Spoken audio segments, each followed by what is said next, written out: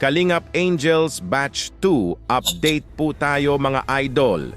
Kuya Rab, may update na nga at konfirmasyon kung sino po ang napabilang sa Kalingap Angels Batch 2. Alam naman po natin na wala po talagang tigil sa paghahanap ng matutulungan ang Team Kalingap. Kaya minabuti na po ni Kuya Rab na gawin na lang na by batch ang Group of Angels. Kasi nga ay mahirap naman po talaga na iisa lang na grupo. Tapos sobrang dami nila.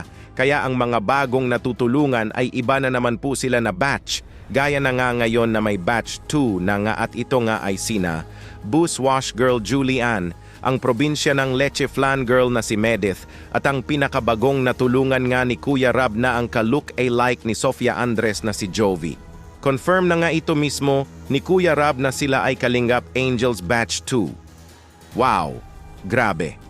Kaya nga tinatawag sila na Angels kasi nga ay napakaganda naman po talaga, tapos may mga pangarap sa buhay na gustong maabot someday, kaya beautifully inside and outside, kaya bagay po talaga na tawaging K-Angels.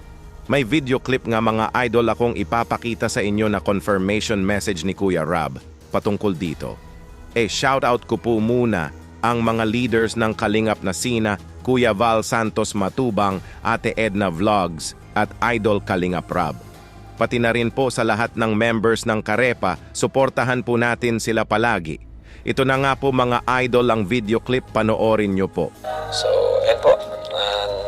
Kilala niyo po si Jovi, ano? Panibagong angel, ano? Pwedeng Kalingap Angel batch 2 na, ano? Kasi matatapos na yung batch 1. Ang ganda. So, andito si... Sino yun? Si Jovi, si Medith, Julian. Ayan. So, yan yung mga batch 2 na panibagong matutulungan natin. Ano?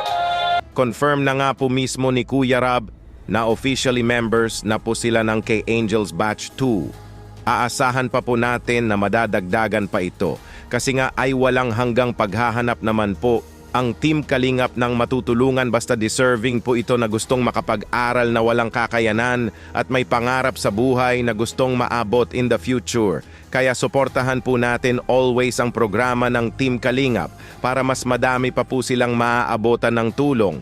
Kahit sa simpleng panonood lang po natin ng video uploads na di pag-skip ng ads, ay sobrang laking tulong na po talaga ito sa channel ni Kuya Rab dahil dito naman po siya kumukuha ng budget, especially na po sa pabahay project niya at pang-allowance para sa mga beneficiaries niya.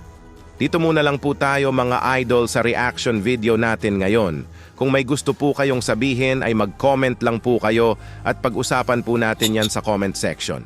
Kuya Dambo nga po pala, mabuhay ang Team Kalingap. Hanggang sa muli, maraming salamat po.